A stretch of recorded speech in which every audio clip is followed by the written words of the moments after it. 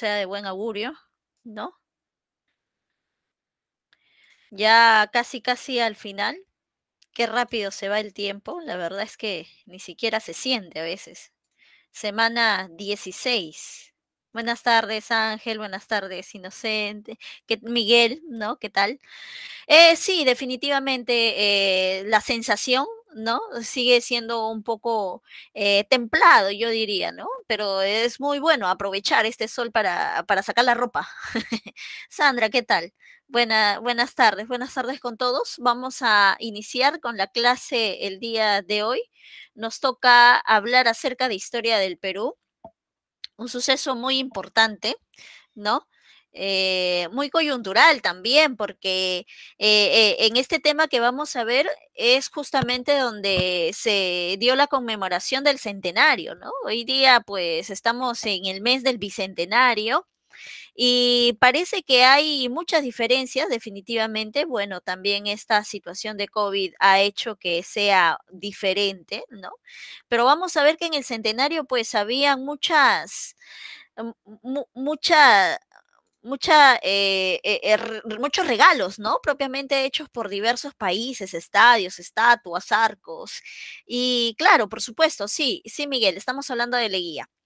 Y hoy en día no, ¿no? Hoy en día parece que solo nos regalan vacunas. Ayer vino 1 millón de vacunas, ¿no? Qué bueno, es algo lo que necesita hoy en estos momentos. Justamente el Perú, ¿no? Estaba viendo, ayer se dio el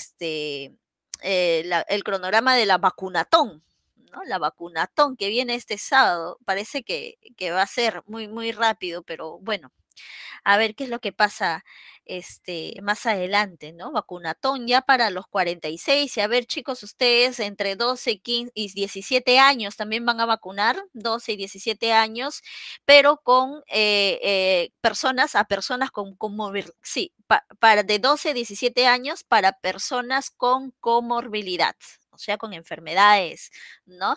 De comorbilidad, tal vez personas con diabetes, chicos con diabetes, ¿no? Chicos, con algunas enfermedades que puedan vulnerar, ¿no? Claro, ustedes no, pues ustedes son chicos sanos, ¿no? Pero tal vez por ahí algún familiar que tengan presente en casa, un conocido, pueden ayudar con esta información. Nosotros tenemos que esperar, ¿no? Todavía un poco más. Bueno, vamos a hablar acerca de lo que es la posguerra, ¿sí? La crisis del hasta la crisis del oncenio. Como ya es sabido, después de una situación de crisis, conflicto armado, lo que viene es una presencia de militares justamente en el poder, ¿no? Un ratito voy a dejar de compartir, voy a volver a compartir. Ahí está.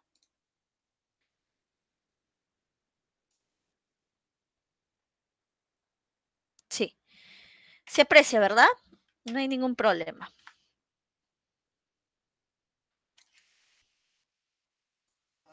Ya. Vamos entonces a ver que primero tenemos lo que es desde el inicio de nuestra república, ¿no? La guerra eh, de independencia, ¿no? La guerra de independencia, el cual va a generar la presencia del primer militarismo, ¿no? Cuando se va, no se aprecia el PPT ya, ok, voy a compartir nuevamente.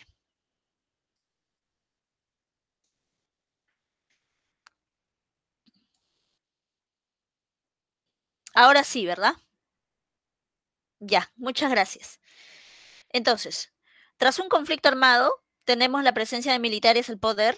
En este caso, lo primero que fue desde el inicio de la República, a la ida de San Martín, ¿no? A lo que fue la salida de Bolívar, tuvimos a los caudillos militares, al cual ese periodo se conoce como el primer militarismo.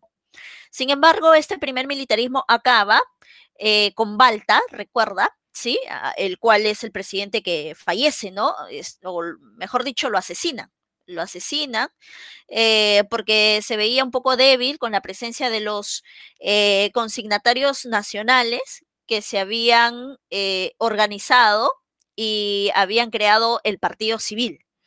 A la caída de Balta se dan elecciones para la presencia de, por primera vez, el Partido Civil, al cual llamamos primer civilismo, ¿no? Esto termina producto de la guerra con Chile, recuerda, ¿no? De la guerra con Chile. Ahí vamos a ver el desprestigio de los civilistas, ¿no?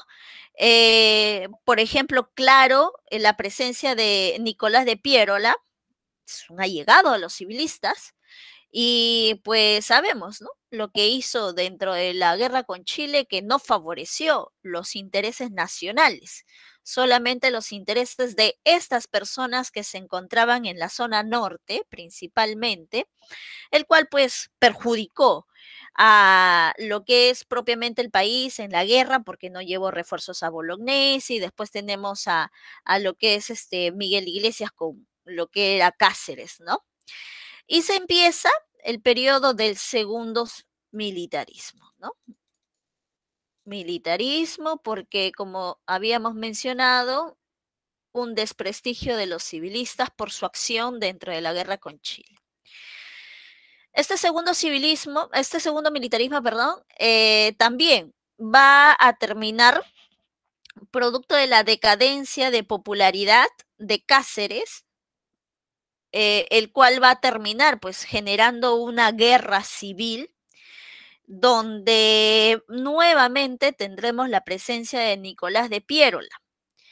Pero Piérola va a generar, y lo vamos a ver más adelante, un gobierno de transición, podríamos decir. ¿Por qué? Porque él va a sentar las bases políticas para que después ingrese nuevamente al poder lo que es el segundo civilismo, ¿no? Vamos a ver nuevamente a los civiles. Eso es lo que hoy día vamos a ver, el segundo militarismo y el segundo civilismo, ¿no? Y después termina con otro nuevo gobierno llamado Patria Nueva, que es lo que vamos a ver con respecto a Leguía en el oncenio. Sin embargo, estos términos tienen sinónimos. El segundo militarismo, este periodo, es conocido también como, si estamos saliendo de una situación de catástrofe nacional, donde Lima está incendiada, está saqueada, entonces, ¿qué es lo que primero van a realizar los militares? ¿Van a realizar qué cosa? Y justamente ese será el nombre del periodo, ¿no? ¿Qué podrías decir? Escríbelo por el chat, por el micro, puedes mencionarlo. A ver, si se destruye tu casa producto de un sismo, supongamos, claro, lo que vas a hacer primero es una reconstrucción. Eso es lo que se hace en este segundo militarismo y por eso se llama también de esa manera, ¿no? Es el periodo de la reconstrucción nacional. El periodo de la reconstrucción nacional, ¿no? El cual, como mencionamos, termina con fin Cáceres. Y aquí vamos a ver la llegada de Nicolás de Piérola, un momento de transición, para que ingresen los civiles, ¿no? A través de elecciones. Pero estos civiles se caracterizan por tener apellidos rimbombantes, o sea, de alcurnia. Se caracterizan por ser personas adineradas. Entonces, ¿cómo se va a llamar este periodo? Según Basadre, por la presencia precisamente de estos presidentes que tienen apellidos como los Candamo, los Prosperidad López Falaz. Romaña, no, ya Prosperidad Falaz lo pasamos hace temas, claro, eso recuerda es con Ramón Castilla. Aquí estamos en la excelente, ¿no? Estamos República en la, Aristocrática. así es, República Aristocrática. ¿Por qué se llama así? Porque los presidentes que vamos a ver aquí, como te decía, se caracterizan por dos cosas. Eran oligarcas, solamente que el sistema de gobierno se llama aristocrática, pero eran oligarcas, o sea, era un pequeño grupo, recuerda ahí los varones del azúcar, ¿no? Que se apoderaron del poder y entre ellos se pasaban la pelota, o sea, se pasaban el mando, ¿no? Pero para que ellos lleguen ahí y entre ellos se pasen el poder, Nicolás de Piérolas hizo algunas reformas políticas con respecto al voto principalmente, y eso le dio cabida a que empiece este periodo aristocrático. Sí, exacto. Las personas en el poder eran oligarcas, o sea, eran hacendados, ¿no? Eran personas adineradas, eran agroexportadores. Leguía construye los primeros ferrocarriles, no, Miguel, los ferrocarriles viene desde la época de Ramón Castilla, ¿no? Aquí se siguen construyendo más ferrocarriles. Es más, vamos a dar en concesión nuestros ferrocarriles, vamos a ver por ahí qué contrato, ¿no? Pero sí, eso existe desde hace mucho tiempo. Así es, ¿no? Entonces, este es un cuadrito resumen de lo que vamos a ver el día de hoy, el segundo militarismo y el segundo civilismo. Vamos a pasar a la siguiente diapositiva. Sí, pues, sí. Vamos a ver de qué manera, ¿no? Inicia el segundo militarismo. Algunos aspectos económicos que debemos de recordar es la dependencia financiera al capital británico, o sea, Inglaterra, ¿no? Nos dan préstamos, vamos a tener una deuda externa con ellos, ¿sí? Y como no podíamos pagar con dinero, entonces pagamos con recursos, ¿no? Con concesiones de nuestras actividades económicas. De esa manera se pudo reactivar el sector minero, ¿no? El sector agrícola también. Sin embargo, si bien es cierto, en la parte de la costa se vivía sobre todo una época de desarrollo económico, ¿no? En algunas partes de la sierra, sobre todo en la Sierra Sur, se vivía todavía el régimen latifundista, es decir, agrícola, campesina, ¿no? De explotación, de sometimiento así tipo feudal, ¿no? En este caso, pues los gamonales con los campesinos, ¿sí? Y ahí vamos a ver que por ello hubieron también algunas revueltas sociales, no solamente por eso, no solamente por la explotación, sino por la imposición de impuestos a estos campesinos. En el aspecto social, precisamente ahí está el movimiento indígena antifiscal Atusparia. ¿Qué es lo que pasaba? Recuerda siempre que después de un conflicto armado hay una crisis económica. ¿Y cómo te vas a recuperar de la crisis económica? Con impuestos, pidiéndole plata a la gente. ¿Y a quién le pides plata? A los menos protegidos y a los que más hay en el Perú.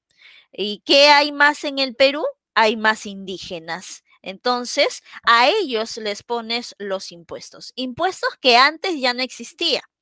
Recuerda que el impuesto, el tributo indígena que viene desde la colonia, fue eliminada por San Martín en el protectorado. Sin embargo, después del proceso de independencia, la MAR volvió a implementar este impuesto, que después fue nuevamente eliminado por Ramón Castilla, porque como hubo una época de bonanza económica, bueno, pues para complacer a la población se elimina, ya que el Estado puede solventarlo. Sin embargo, aquí estamos en otra época de crisis porque salimos de la guerra con Chile. Entonces, nuevamente viene el tributo indígena, pero ahora considerado como el impuesto a la contribución personal, ¿no? Entonces, esto definitivamente afecta a los indígenas que encima están siendo explotados en los latifundios. Es por ello que se van a, ¿no? Revelar, se van a revelar y justamente aquí vamos a ver la presencia de Cáceres, ¿no? Porque Cáceres apoya a Tusparia, esta rebelión se da en Ancash y por eso es que a Cáceres lo vamos a ver en un inicio con mucha popularidad, no solamente porque fue un héroe de la guerra con Chile, sino también porque apoyaba a los indígenas, ¿no? Es más, cuando Atusparia muere, se dice que Cáceres crió a su hijo, que quedó huérfano, ¿no? Entonces la gente como que lo veía así tipo protector de los indígenas, ¿no? Sin embargo, después va a caer, ¿no? Va a caer porque el poder, ¿no? El poder a veces hace que las personas cambien. ¿No? La búsqueda o la permanencia del poder hace que las personas pues se vuelvan un poco más interesadas en ello, ¿no? Y vamos a ver que después lo terminan sacando y termina pues mal, con mala popularidad Andrés Avelino Cáceres. La oligarquía agroexportadora mantiene el control social de los campesinos, definitivamente, se van a dar, ¿no? Como te dije, una situación de explotación, ¿no? De los que más tienen con los que menos tienen, con los desprotegidos, que son en este caso los campesinos. Vamos a ver algunos gobiernos. Miguel Iglesias. Iniciamos con Miguel Iglesias y recuerda que Miguel Iglesias es el presidente puesto por Chile, ¿no? Él se rinde a través del grito de Montán, ¿no? Y los chilenos en recompensa por aclamar la derrota peruana le dan el poder, le dan el gobierno. Miguel Iglesias no era aceptado por ello, por la población indígena campesina, ¿no? Y es justamente aquí donde se revela Tusparia, ayudado por Cáceres, ¿sí? Sin embargo, también es importante mencionar que aquí se inicia la reconstrucción del país. Por ejemplo, vamos a tener aquí lo que es la apertura nuevamente de nuestra Biblioteca Nacional, ¿no? Allá ubicado en Abancay, justamente, donde tendrá como importante representante, ¿no? ¿A quién? ¿Quién es el encargado de la reapertura, por ejemplo, de la Biblioteca Nacional? Él se va a ir casa por casa, dice, tocando la puerta para que le Ricardo regalen. Palma, Ricardo Palma. Claro, así es, ¿no? Ricardo Palma va a ser el encargado de la reconstrucción, de la apertura de nuestra Biblioteca Nacional, llamado como el bibliotecario mendigo, porque eso lo que hacía, ¿no? Se iba, como te decía, a todas las casas a poder recibir donaciones de libros, de manera diplomática también lo mencionaba con otros países, ¿no? Y así pudo aperturar, porque la biblioteca fue saqueada, ¿no? Hace algunos años, creo que este año también, por esto de la independencia, Chile ha devuelto algunos ejemplares de la Biblioteca Nacional que los había robado, ¿sí? Bueno, luego de Miguel Iglesias, pues con bombos y platillos llega Cáceres al poder, ¿sí? Muy aplaudido por la población indígena campesina. Estábamos en una situación de crisis económica y no alcanzaba esto de la contribución, no sostenía la economía nacional. Entonces, ¿qué es lo que hizo Cáceres? Pues no le quedaba de otra en firmar el contrato Grace. ¿Qué pasó con esto de la firma del contrato Grace? Que este recurso se le dio a Inglaterra para que administre por 66 años. ¿Te acuerdas? Contrato Grace, resáltalo porque es una pregunta fija siempre en pregunta de examen, ¿no? A través del contrato Grace, ¿qué es lo que Ferrocarriles, cedimos? ferrocarriles. Exacto, excelente. Cedimos nuestros ferrocarriles. Como te dije, no teníamos dinero para pagar la deuda externa, no teníamos dinero, entonces lo que nos quedaba era pues dar, ¿no? De administración nuestros recursos, en este caso los ferrocarriles. Grace se compromete, entre otras cosas, a pagar nuestra deuda externa, se compromete a darnos dinero para invertir en el Perú, ¿no? Por ejemplo, para hacer más ferrocarriles, que lo hace Cáceres, ¿no? Era una medida necesaria por la situación, ¿sí? Entonces Cáceres, bueno, terminó bien, ¿no? Terminó bien en este caso su gobierno, un poco disgustada la gente por esto del contrato Grace, pero era necesario, como habíamos mencionado. Luego viene Remigio Morales Bermúdez, bueno, aquí es un gobierno corto porque fallece prontamente por una enfermedad. Sin embargo, resalta por los problemas diplomáticos con Chile. ¿Sí? Estamos hablando de 1894, 95, 93, 94 y un poco de inicio del 95. ¿Por qué crees que hubo problemas diplomáticos con Chile? ¿Qué habíamos tenido años atrás? ¿Qué es lo que debía de pasar aquí en el gobierno de Remigio Morales Bermúdez? A ver, ¿te acuerdas un poco del Tratado de Ancón? Arica, Tacna. Claro, ¿no? En este entonces ya habían pasado los 10 años del Tratado de Ancón, entonces debíamos haber hecho el plebiscito para ver la situación de Tacna, de Arica. Sin embargo, hubo problemas con Chile porque Chile decía que nosotros estábamos mandando profesores que enseñen historia del Perú y eso influía a la gente. Pero Chile también hacía lo mismo. Chile también hacía su chilenización, ¿no? En vez de la bandera del Perú, ponía la de Chile y cantaban el himno de Chile. Entonces había todo un enfrentamiento. Sin embargo, esto hizo que se retrase lo del plebiscito, porque nosotros sabíamos que si nos poníamos así exigentes, Chile podía venir con todo y arrasaba con el Perú, otra vez nuevamente un conflicto armado. Y no podíamos, nosotros estábamos en crisis. Entonces, lo que hicimos es dejarlo pasar, ¿no? Dejarlo pasar hasta que después en la época de Leguía, en 1929, mira, 1929, recién este problema se va a solucionar. Bueno, como muere prontamente, Remigio Morales Bermúdez, su vicepresidente, va a convocar nuevamente a una elección. En esta elección, nuevamente se presenta Cáceres, pero ya con menos popularidad, ¿sí? Cáceres era el único candidato nada más. Entonces, él va a ganar definitivamente, ¿sí? Pero más bien va a ser con muchos anticuerpos, ¿no? Los anticuerpos van a ser las personas civilistas, ¿no? Los del partido civil van a decir, otra vez Cáceres en el poder, no nos deja a nosotros hacer nuestras cosas, nuestras actividades económicas. Entonces el partido civilista lo que va a hacer es ver la manera de cómo sacar a Cáceres del poder, ¿sí? Y se inicia una guerra civil, pero el partido civil no se va a querer manchar las manos, ¿no? Entonces, ¿a quién mandan a pelearse con Cáceres? A Nicolás de Piérola, que había regresado al país de su extradición y con apoyo del partido civil empieza esta guerra con Cáceres, ¿sí? Cáceres pierde popularidad, ¿por qué?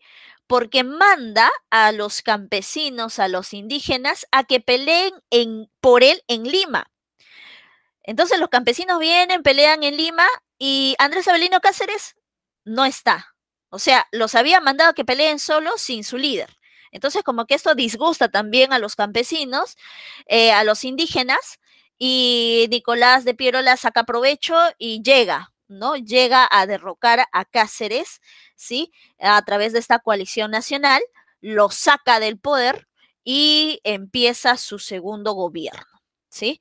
Entonces, terminamos de esta manera con los militares en el poder. Cáceres, bueno, termina por esta situación un poco, como te dije, sin prestigio, ¿no? Pero igual, sigue siendo uno de los grandes íconos de la guerra contra Chile. Tal vez pudo ser un poco mejor su prestigio sin este acontecimiento, pero igual, ¿no? Se le reconoce lo que hizo dentro de la campaña de la Sierra. Como habíamos dicho, Nicolás de Piérola en este segundo gobierno va a ser un gobierno de transición que va a sentar las bases para que después venga la República Aristocrática, ¿sí? ¿Qué es lo que va a hacer Nicolás de Piérola? Aquí se adoptó la libra peruana de oro, o sea, un cambio de sistema monetario, la creación de la compañía recaudadora de impuestos. ¿Qué es lo que pasaba? Se cobraban muchos impuestos, ¿no? A las minas, a los indígenas, a las exportaciones, pero así, de manera separada. Entonces necesitábamos unificar, que llegue todos esos impuestos a un solo lugar. Y por eso se crea esta compañía que podríamos decir es la tatarabuela de la SUNAT, ¿no? Hoy en día, la SUNAT tiene esta función. Se dio el estanco a la sal. ¿Qué quiere decir un estanco? Un estanco quiere decir una apropiación de los recursos por parte del Estado, ¿no? El Estado se da cuenta qué recurso es lo que hay más en el Perú y a pesar de que se encuentre por debajo de donde tú vives, ¿no? Igual, como está por debajo de donde tú vives, que es el subsuelo, le pertenece al Estado. ¿no? Entonces aquí vamos a ver el estanco a la sal. Sí, hay, Miguel, hay migraciones, por supuesto, eso es algo que se mantiene, sobre todo en la República Aristocrática, ¿no? En la República Aristocrática, claro, otra nueva oleada, esta sería la segunda oleada de los chinos culíes, sobre todo en la segunda República Aristocrática, porque ojo, los chinos culíes eh, habían apoyado a los chilenos, tenían su propia, podríamos decir, batallón, ¿no? De chinos culíes que había visto un beneficio en apoyar a los chilenos, ¿no? De esta manera, como eran los chinos culíes explotados en las Islas Guaneras, vieron como su salvador a los chilenos y los apoyaron. Entonces aquí hubo un maltrato hacia los chinos culíes, pero después sí, van a volver a retornar, pero sobre todo en la época de la República Aristocrática, ¿no? Sobre todo con Leguía. Pero en esta época del segundo militarismo, los chinos culíes estaban mal vistos, estaban así, con mucha molestia los peruanos con los chinos, ¿no? Y muchos de ellos se van a Chile, ¿no? Los chilenos se los llevan. Eh, entonces aquí se dio el estanco a la sal. ¿Por qué? Porque también el Perú necesitaba dinero. El Perú necesitaba dinero para hacer esto del plebiscito en Chile, ¿no? En Tacna y Arica. Entonces, de esta manera se pudo recaudar dinero. Sin embargo, el estanco a la sal sobre todo va a perjudicar a los gamonales de la sierra. ¿Por qué?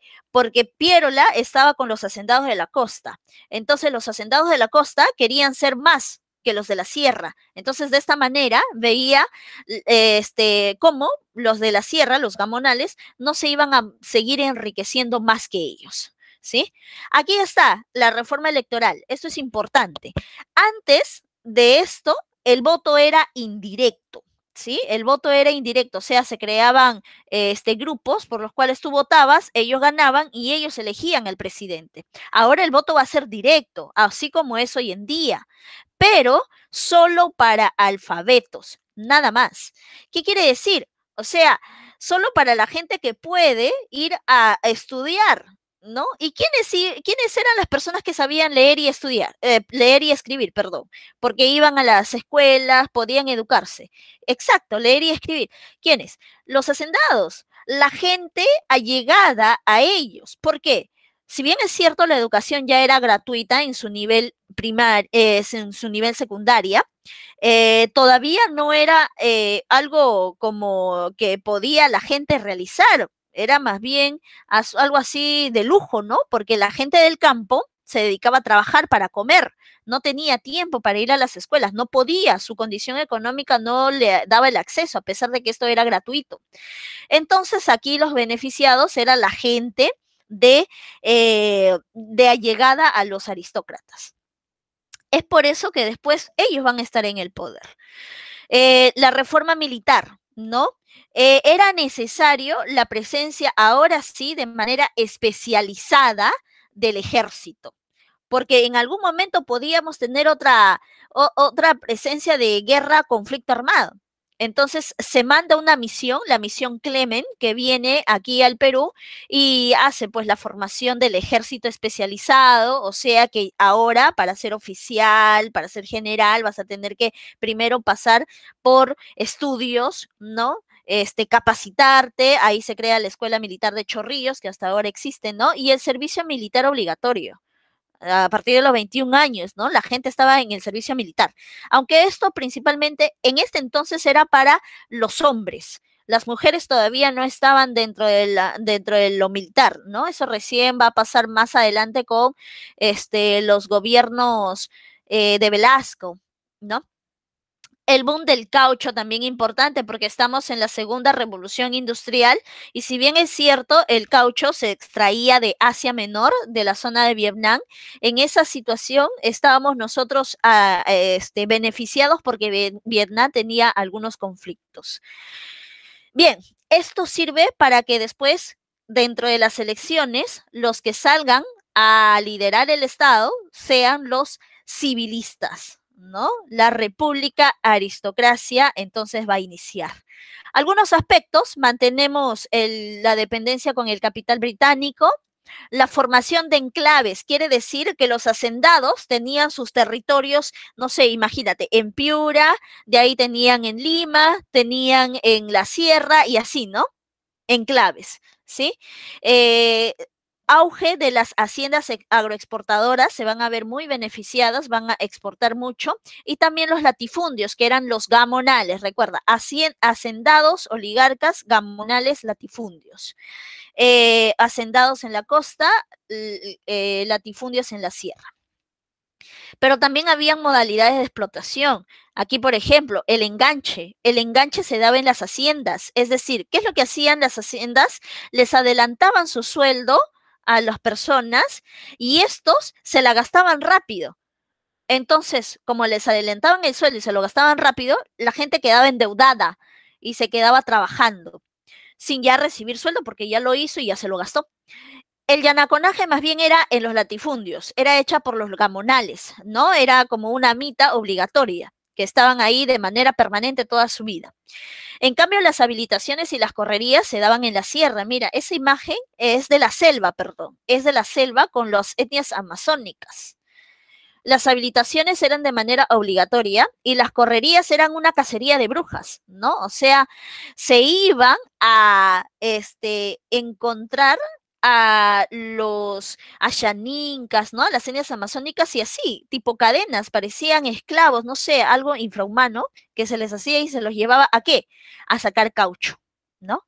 En el aspecto político vamos a tener una concentración del poder en la oligarquía costeña con apoyo de los gamonales, ¿sí? Fortalecimiento del gamonalismo en la sierra, vamos a ver algunas leyes que se van a sacar para fortalecerlos. Y en el aspecto social, se incrementan los movimientos sociales campesinos, se da la rebelión de Rumimaki. Ojo, no vayas a confundir. Atusparia, segundo militarismo. Rumimaki, república aristocrática, ¿sí? Atusparia, antifiscal. Rumimaki, sobre todo, ¿por qué se hizo? Porque los gamonales le quitaban sus terrenos a los campesinos. Como los gamonales tenían poder por su economía, ¿no? Los campesinos no, y tampoco no tenían títulos de propiedad, entonces les quitaban sus territorios. O sea, el gamonal llegaba y le decía, a ver, este territorio me pertenece. Y el campesino decía, no, pero aquí hemos vivido mi familia y yo siempre. Mis antepasados me los han heredado. Aquí la gente sabe que esto me pertenece. Papeles. No tengo, ¿qué es eso? Entonces, esto es mío, ¿no? Por la cuestión de poder económico y político, porque sus amigos estaban en el poder, les quitaban sus territorios. Entonces Rumimaki, que ves ahí dentro del círculo rojo, se revela para ayudarlos en Puno, ¿no? Después va a venir Leguía y para evitar, ¿no? Una cuestión popular también, para evitar esta expropiación de tierras, entonces, ¿qué hace Leguía? Ah, bueno, ¿quieren títulos de propiedad? Está bien. Ley de creación de las comunidades indígenas, ¿no? Entonces, ahora, a través de comunidades indígenas, cuando ellos se inscriban, van a también tener títulos de propiedad de sus terrenos. Así los gamonales ya no les van a quitar, ¿no? Movimientos obreros también, ¿no? Esto es una influencia internacional que viene aquí para acceder a las 8 horas de trabajo, el domingo de descanso, ¿no? Y entre otros beneficios laborales. Gobiernos. Eduardo López de Romaña. Tenemos ahí el Código de Minería, Comercio y Aguas, es decir, para beneficiar minería a los gamonales, ¿no? Porque los gamonales en la sierra estaban dedicados principalmente a los metales y también a la lana, ¿no? Al textil, pero de los camélidos, ¿sí? El comercio en la caso de la costa, en la sierra, para todos en general, y las aguas que beneficiaba sobre todo a la gente de la costa, que estaba relacionado con la agricultura, ¿no? Entonces, ¿qué hacía esto del Código de Aguas? Hacía un recorrido, o sea, canalizaba las aguas del río para que llegaban directamente a los valles. Llegada del acerro de Pasco Mining para la explotación de la brea y Pariñas. Luego se da el gobierno de José Pardo y Barrera, y como te dije antes, ¿no? En clases pasadas, cuando escuches la palabra Pardo en el poder, siempre recuerda que se encuentran relacionados con lo que es la educación. Hacen reformas educativas. En este caso, por ejemplo, reforma del sistema educativo, la primaria obligatoria, el ingreso de la mujer por primera vez a la universidad. Ahí tenemos a Ela Dunbar, ¿no? La primera mujer dentro de la Universidad Peruana, que fue San Marcos, ¿no? También se da primera huelga de las 8 horas de trabajo, ¿no? El sindicato de panaderos, Estrella del Perú, se llama de esa manera. Finalmente, vamos a ver a Augusto Bernardino Leguía en su primer gobierno. Esto era algo particular, porque Leguía, en este primer gobierno, estaba ayudado, ¿sabes por quién? Por Cáceres. Cáceres viejito, todo así, con su bastoncito, ya ni se podía parar, pero lo ayudó a Leguía a que llegara al poder. Entonces tenía por eso algunas discrepancias con los aristócratas, ¿no? Los aristócratas no lo dejaban trabajar. Ley de accidentes de trabajo. En este caso lo que hizo Leguía fue que los trabajadores, si tienen algún accidente, como dice aquí, dentro del trabajo, entonces los hacendados, los gamonales, van a tener que pagarle, indemnizarle, ¿no? Esto, por ejemplo, disgustó, ¿no? A los aristócratas porque era sacar dinero de su bolsillo, pero era necesario, ¿no? Obviamente. Algunos tratados fronterizos que limitaron, por ejemplo, el lago Titicaca respecto a Polo Bustamante, el tratado fronterizo con Brasil, donde se oficializa el tratado Herrera da Ponte y Ribeiro, que era la de la Amazonía con Brasil, ¿no? Exacto, sí. Iran Bingas llega también al Perú, ¿no? En esta época de la República Aristocrática. Sí. Guillermo Billinghurst también. Billinghurst va a ser un gobierno muy popular, muy, muy popular, ¿no? Y esa popularidad, él decía, pues, ¿no? Pan para todos, porque el pan es el primer alimento que comen las personas desde que inicia el día, ¿no? Pan grande y de bajo precio para todos, ¿no? Y ahí están los carteles, ¿no? Esto disgustó a la aristocracia, ¿no? No solamente decía eso, sino decía ley de las 8 horas de trabajo para las personas. O sea, Billinghurst estaba apoyando más a la población que a los aristócratas. Los aristócratas le decían, Billinghurst, ven acá, ¿no? Sé parte de nosotros, te va a gustar. Pero Billinghurst decía, no, el pueblo, soy del pueblo y para el pueblo, ¿no? Así tipo, no más ricos, no más pobres en un país rico, ¿no? Tipo ahora lo que dice. Así tipo era Billinghurst.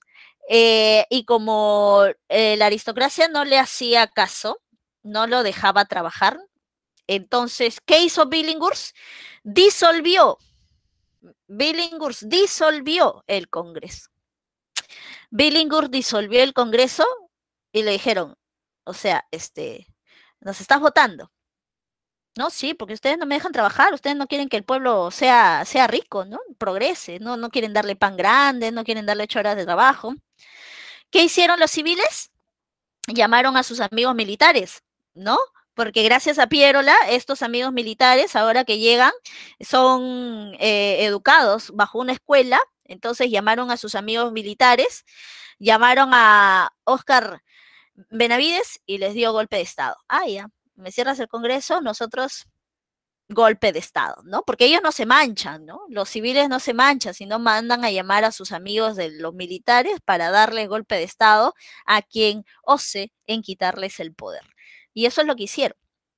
Benavides va a tener un gobierno fugaz, solamente aquí la finalidad va a ser sacar a Billinghurst del poder para que nuevamente retomen los civiles el poder. Por eso es que ves ahí un año nomás de gobierno. Así es. Ojalá que no, toco madera, Jesús, toco madera para que no me expropie.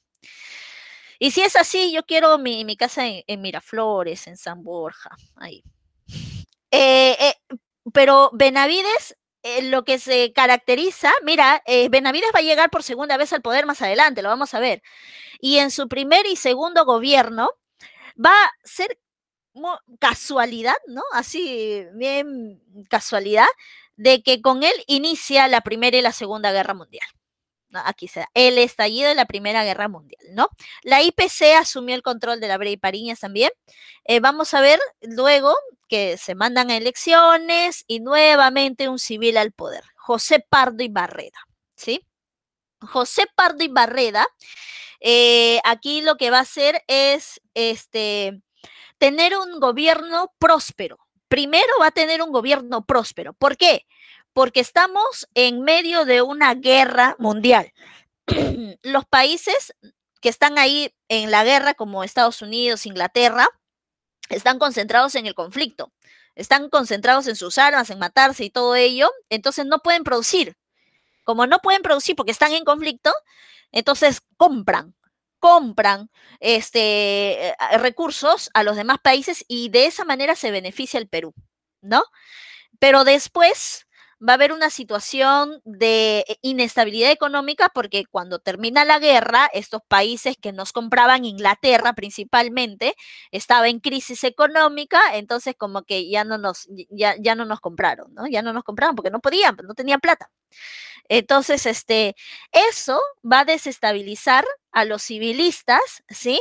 Y por eso es que José Pardo y Barreda lo que va a dar es la Ley General de 8 horas laborales, ¿no? En un primer momento lo dio Billinghurst, pero solamente para el muelle Dársena del Callao. Ahora lo va a hacer de manera nacional, las 8 horas laborales y también los domingos de descanso, los domingos que no se van a trabajar, ¿no? De esa manera termina su gobierno por movimientos sociales, por una inestabilidad económica, producto de la producto de la Primera Guerra Mundial, el cual va a terminar generando un golpe de Estado. Los civilistas ya no se podían sostener, entonces Leguía aprovecha esta situación para sacar a los civiles con esta famosa frase, famoso régimen llamado Patria Nueva. El gobierno del pueblo, el gobierno ya no de los aristócratas, ya no de los adinerados, sino para nosotros, ¿no? Para los progresistas, porque eso es lo que va a hacer Leguía. Leguía va a tener su bolsón de población que lo apoya en la clase media, ¿no? Él es el que crea esta famosa clase media, que son los profesionales, ¿no? Los que viven a través de su profesión, que tienen dinero para mantenerse y para ahorrar, ¿no? Y fomenta, pues, muchos, por ejemplo, les regala casas, ¿no? Muchas maneras de cómo mantener a su clase media. Entonces, Leguía llega al poder para hacer que se mantenga el poder en él. Lo primero que va a hacer es asamblea constituyente, ¿no? Ahí está. Instaura su asamblea constituyente para elaborar su propia constitución, pues, ¿no? La constitución de 1920. Mira, habíamos tenido una constitución desde 1860 intacta, intacta. Es la constitución que más años ha durado y viene Leguía para quedarse en el poder porque incrementó dentro de la constitución la reelección presidencial, instaura su propia constitución, ¿no? La de 1920. Es anticivilista, como dice aquí, apoyado por la clase media, que ya te dije son los progresistas, ¿no? Los progres. En el ámbito económico, bueno, ya no vamos a ser dependientes del capital británico, vamos a ir dejándolos de manera progresiva y vamos a pasar a manos de Norteamérica. ¿Por qué? Porque ellos habían ganado la guerra, pues, ¿no? Entonces, como Estados Unidos había ganado la guerra, entonces ellos tenían más dinero. Y entonces ellos van a ser los que ahora nos den en los préstamos, pues, ¿no? A ellos le vamos a vender más recursos, ¿no? Vamos a tener mayor dependencia económica. Ampliación por 99 años del contrato Grey. Se recuerda el contrato Grey firmado en el primer gobierno de Andrés Avelino Cáceres para darles nuestros ferrocarriles. Sí, exactamente, ahí se crea el Banco de la Reserva, aunque antes con Cáceres ya se había creado el Banco Italiano, que fue el primer banco, ¿no?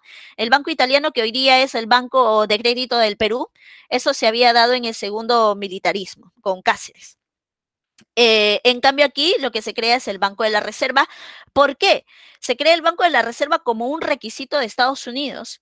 Estados Unidos nos dice, ok, nosotros te vamos a prestar plata, pero eh, tienes que hacer, tienes que crear una institución que se encargue de velar tu dinero.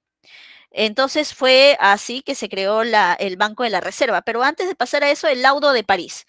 Esto del laudo de París es una desgracia para el Perú, prácticamente. ¿Por qué?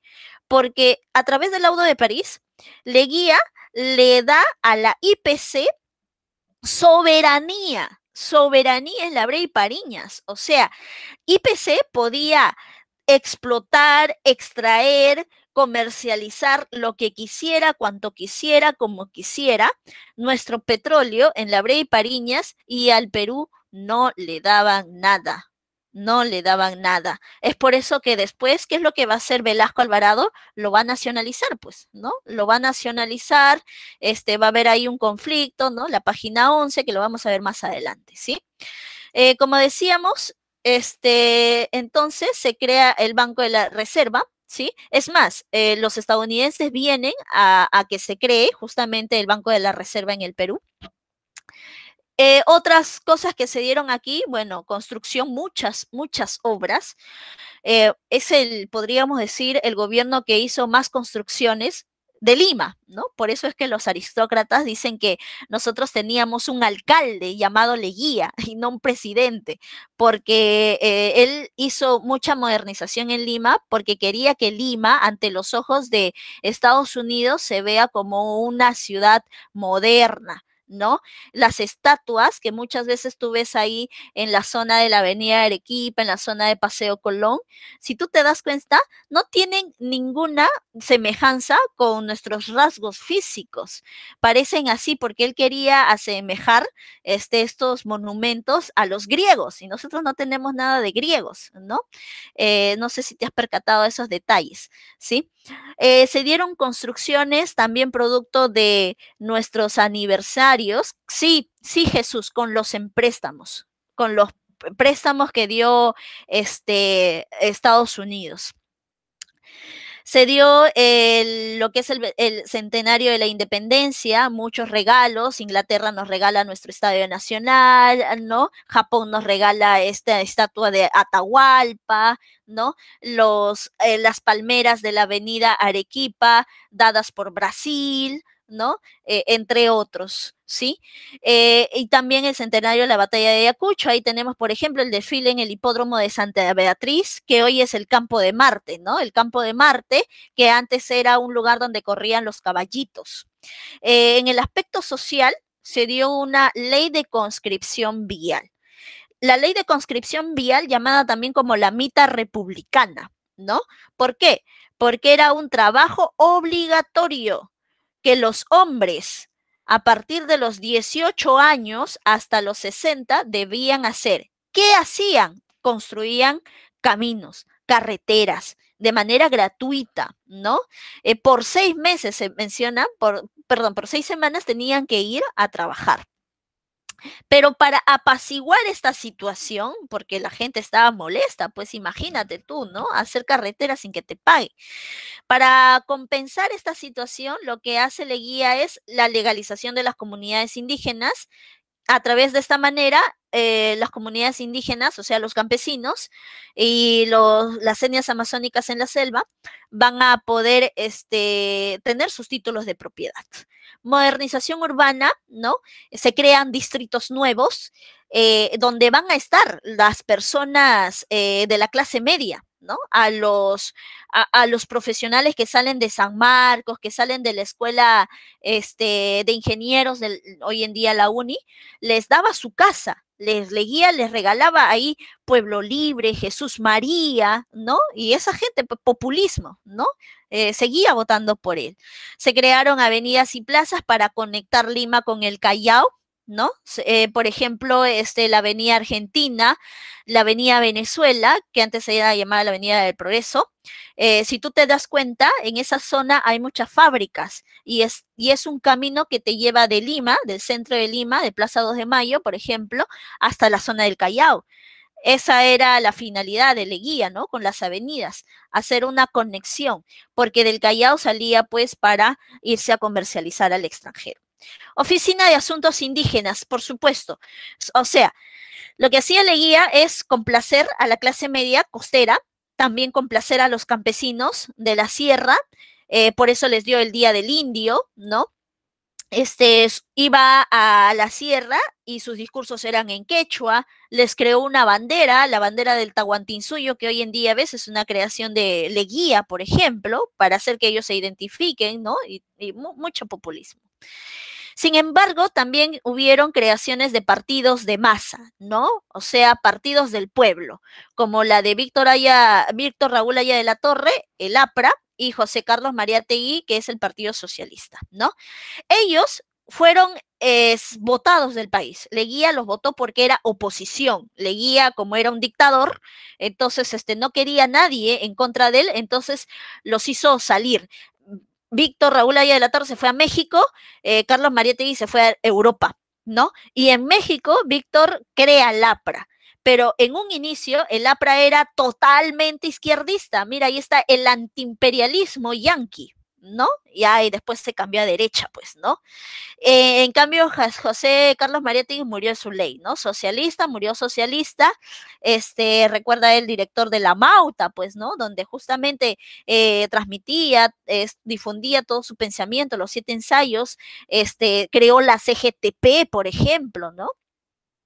Entonces, ahí tenemos. Sí, tienes razón. Y eso, y no sé qué base filosófica sería el lapicito, bueno, podríamos decir, ¿no? Por parte del el ideario, si tú has leído el ideario de Cerrón, ¿no? Porque lleva su imagen en el Jurado Nacional de Elecciones, bueno, es definitivamente muy castrista, ¿no? Muy castrista, sí. Bien, pérdidas territoriales, lamentablemente, tenemos ahí con Colombia el Tratado Salomón Lozano. Se menciona por ahí, ¿no? Esa es una de las teorías que se comenta mucho, es que como Estados Unidos le prestó dinero al Perú y el Perú le debía, y Estados Unidos le quitó a Colombia el canal de Panamá. Estados Unidos le dijo a Colombia, mira, no te preocupes, te voy a recompensar. ¿Y cómo lo recompensó? Diciéndole al Perú que le regale territorio. Porque esa era otra manera de pagar las deudas. En este entonces, ¿cómo pagabas las deudas? Si no tenías dinero, con territorio, o lo pagabas con recursos, ¿no? Entonces, de esa manera dice que nosotros cedemos justamente el trapecio de Leticia. Sin embargo, dentro del trapecio de Leticia había gente, había población, habían peruanos, y estos peruanos no querían ser colombianos porque como se unieron a Colombia tenían que pagar otros impuestos que antes no lo pagaban en el Perú. Entonces pidieron ayuda. Por eso es que Sánchez Cerro, ¿no? Lo va a ayudar, pero lo matan, ¿no? Lo matan en el intento. Se da, y después, y dicen que también, ¿no? Le dieron por debajo dinero a Leguía. Se da también lo que es el tratado Rada Cambio Figueroa, donde ya terminamos pues cediendo, ¿no? A perpetuidad Arica, nos quedamos con Tacna, también llamado el Tratado de Lima, ¿no? La de 1929. Finalmente, para ya acabar el día de hoy, ¿cómo cae Leguía? Leguía cae producto de la crisis del 29. Nosotros teníamos una dependencia total de Estados Unidos. Cuando se da la crisis del 29, Estados Unidos ya no le puede seguir comprando cosas al Perú, más bien le pide que le paguen. Entonces eso genera que también sus empresas se vayan del Perú, cierren sus empresas en el Perú. Y si cierran las empresas, la gente se queda sin trabajo, mucho desempleo. Y si hay desempleo, hay manifestaciones, ¿no? Entonces todo eso hace que se dé la posibilidad de un golpe de Estado. Sacan a Leguía del poder, Leguía se va preso, ¿no? Leguía es uno de los presidentes, es el único presidente hasta el día de hoy que ha muerto en la cárcel. Lo llevaron preso a la isla San Lorenzo y salió en cajón, así como lo ves ahí, ¿no? Dice de esquelético, salió con algo de 20 y tantos kilos. Caída de exportaciones, desempleo, golpe de Estado Sánchez Cerro. Así terminó, ¿no? Así terminó Leguía. Puede ser, ¿no? Fujimori tal vez va por ese camino, pero Leguía terminó mal, terminó con anemia, terminó con, hoy día sería pues anorexia, ¿no? Así. mal, muy fatal, ¿no? Bien, entonces de esa manera terminamos la clase del día de hoy. Vamos a ver las preguntas, ¿sí? A ver aquí, la uno, a ver, te dicto las claves. La uno, casa. La 2, enano. La 3, ver barco. La 4, enano. La 5, avión. La 6, enano. La 7, casa. 8, avión. 9, dedo. 10, beso, ¿no? Claro, Sergio, pues Alan se salvó porque Alan dijo, primero muerto que preso, ¿no? Y ya pues lo cumplió. Tiene un ego muy elevado, Alan García. Bien, entonces de esta manera terminamos la clase del día de hoy. Hasta la siguiente semana que nos toca hablar acerca de lo que es historia universal. Nos vemos, chicos, cuídense mucho, vayamos a comer.